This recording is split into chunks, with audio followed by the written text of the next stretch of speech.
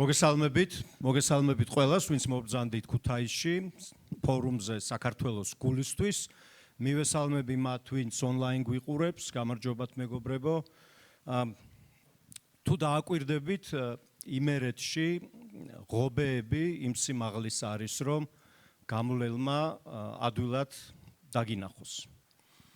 მეზობელმა, ნათესავმა, ახლობელმა, უბრალოდ უცნობმა გამლელმა. იმერელი ადამიანი არის თავმომწონე ადამიანი, რომელსაც უყვარს თავის გამოდება, თავის გამოჩენა,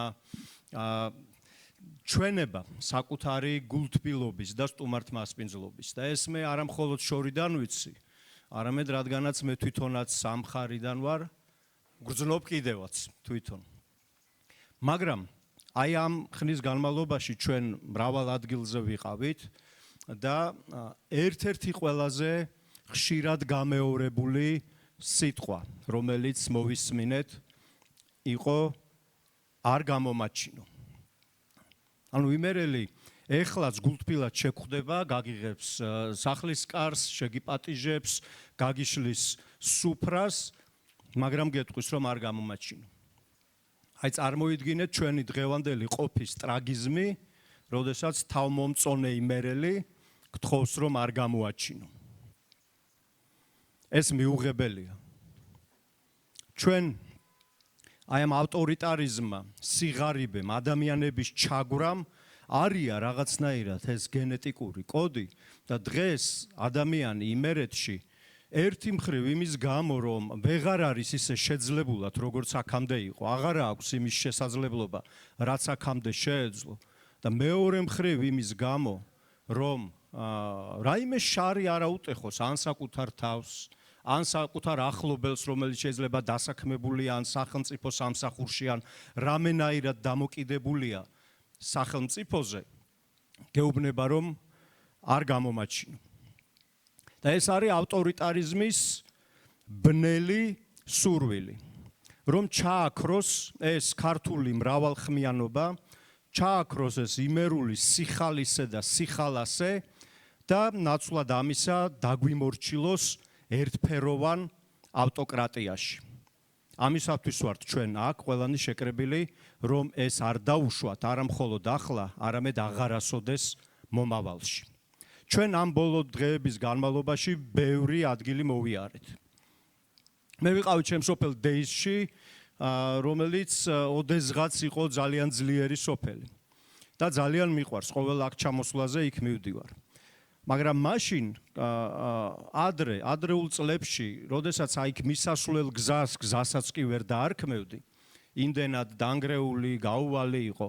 სოფელი სავსე იყო ახალგაზრდები და სოფელი სავსე იყო სიცოცხლით. დღეს ბეტონის გზა დააგეს, მაგრამ ამ გზაზე გამულელი აღარავინ აღარ დარჩა.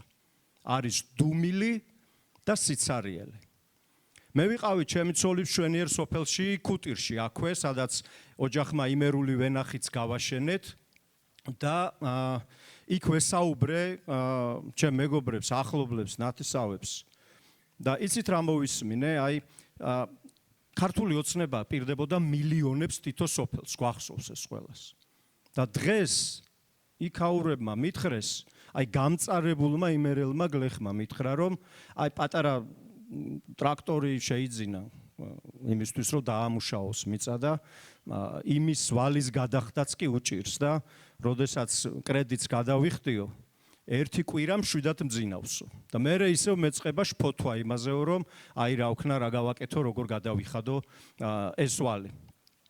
ჩვენ ვიყავით ჭიათურაში, რომელიც არის უმდიდრესი რესურსების მქონე და არა მხოლოდ წიაღისეულის, არამედ საერთოდ მთლიანად თავისი ბუნებრივი ლანდშაფტით, გარემოთი, კულტურული, რელიგიური, ისტორიული მემკვიდრეობით, ყველაფრით, რაც შეიძლება ადამიანმა წარმოიდგინო და დღეს ის ხალხი იქ ცხოვრობს ძალიან მძიმე სიღარიბეში, ჯანმრთელობა შერყეული და იქაურები გვეუბნებიან, რომ გვენატრება გაღიმებული ადამიანის დანახვა. ჩვენ ვიყავით სამტრედიაში, რომელიც ოდესღაც იყო ამ ქვეყნის არტერია, ამ ქვეყნის დამაკავშირებელი, შემაკავშირებელი, სადაც ცხოვრება დუღდა მიდიოდა და ადამიანები შრომობდნენ, იღებდნენ შემოსავალს, იყვნენ ბედნიერი, მათ დაპირდნენ ბევრ რამეს, მაგრამ დღეს სამტრედიის სართულზე სადგურზე 3 მატარებელი მაინც თუ გაჩერდა, ეგეც საქმეა. ყველაფერმა აუარა ისევ გვერდი. ჩვენ ვიყავით სოფელ კურსებთან, ვიყავით სოფელ ბუეთში იქვე. სადაც იმ დროს მოგვიწია ასვლა, როდესაც მოქალაქეები, რომლეთაც უკვე კარს მოადგა მეწყერი, ცლიდნენ მამაპაპისეულ სახლს. გამოქონდათ ყველაზე ძვირფასი ნივთები, რომელიც შეიძლება გადაერჩინათ. და მათ ამ ადამიანებს და იქ არანაკლებ რთული ვითარებაა ვიდრე ღვერგსა და ხემაღალში და მათ ქართული ოცნება სთავაზობს 30,000 ლარიან კომპენსაციას. ნაცვლად იმისა, რომ მიდიოდნენ, ბოდიშს უხდიდნენ იმის გამო, რომ დროზე ვერ გააფრთხილეს მოსალოდნელი რისკების და საფრთხეების გამო და აძლევდნენ ღირსეულ კომპენსაციას. და ახლა იმ 30,000 ლარს, რომელსაც ისინი სავარაუდოდ დღეში ხარჯავენ თვითონ, ამადლიან იმ ადამიანებს, რომლებსაც მთელი თავისი კარმიდამოს დატოვება უწევთ. ჩვენ ვიყავით ხარაგაულში, რომელიც დაცარიელებულია. ნახეთ მოლითის ისტორიული სადგური, რომელიც უბრალოდ მიგდებულია. იქ. ვიყავით წყალტუბოში, სადაც ერთდროს მშვენიერ, არაჩვეულებრივ, წარმოუდგენელი ნიჭით შექმნილ შენობებში ბალახი ბიბინებს.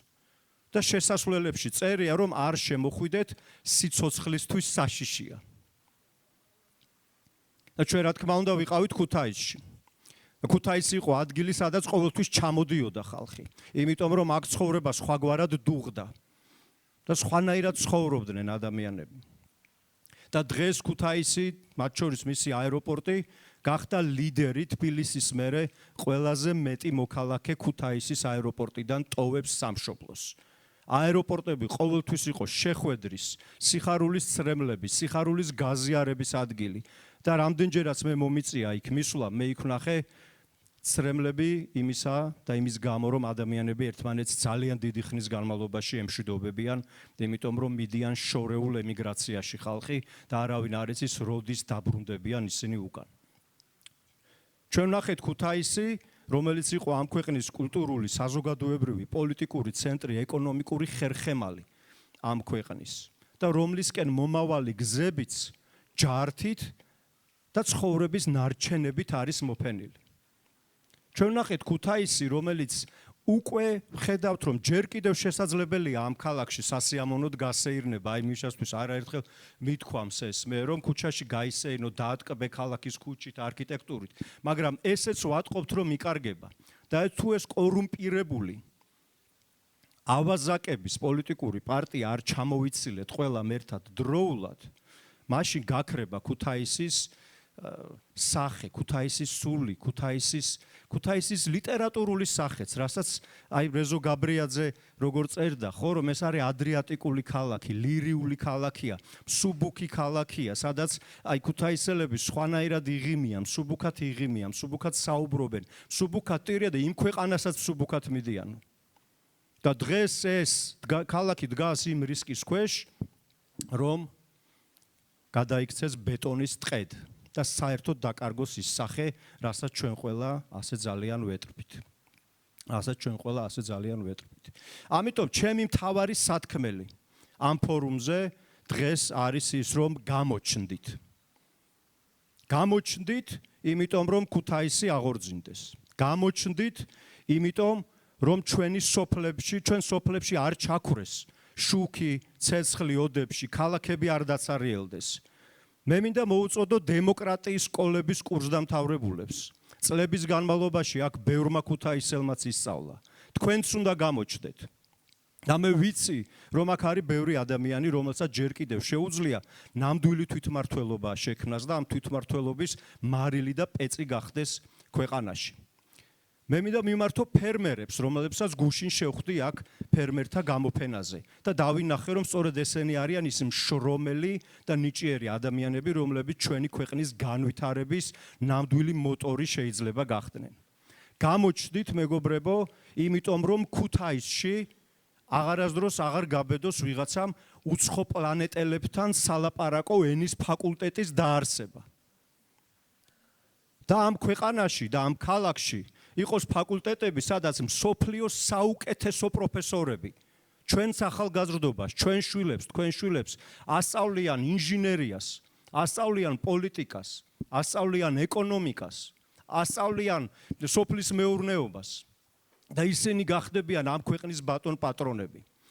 ქართული ოცნების პარტია ადამიანებს ქუჩაში ტროტუარზე დგომის გამო, კალაძის პლაკატზე ფლომასტერის წარწერის გამო ციხეში უშვებს და არავინ არ დასჯილა იმის გამო, რომ გელათის უნიკალური მხატვრობა დაზიანდა ვიღაცის უპასუხისმგებლობით, არაპროფესიონალიზმით, კორუფციით, საერთოდ მიტოვებით ერის ბედის. ამიტომ უნდა გამოჩნდეთ, იმიტომ რომ ჩვენ ისევ გავყვალოთ ის გზა, რომელიც ნიკო ნიკოლაძემ გაკვალა აქ პირველად, რომელიც ამბობდა, რომ მხოლოდ წარსული ცხოვრება არ შეიძლება. ჩვენ უნდა ვიცხოვროთ მომავალზე შრომით და მომავალზე ფიქრით. ნიკო ნიკოლაძე იყო პირველი, რომელმაც სადოქტორო დისერტაცია დაიცვა ევროპაში. ჩვენი ახალგაზრდები ასევე ამ გზასაც უნდა გაყვნენ. ჩვენც ამ გზით უნდა ვიაროთ. არჩილ ჯორჯაძემ ნიკოლაძეს დაარქვა ულმობელი საქმის კაცი. და ეხლაც დგება ულმობელი საქმის ხალხის დრო. ჩვენ ყველანი უნდა გადავიქცეთ ულმობელი საქმის ხალხად, საქართველოს ჯარისკაცებად. ამიტომ მინდა მოგიწოდოთ, გამოჩდით საქართველოს გულისთვის. მადლობა.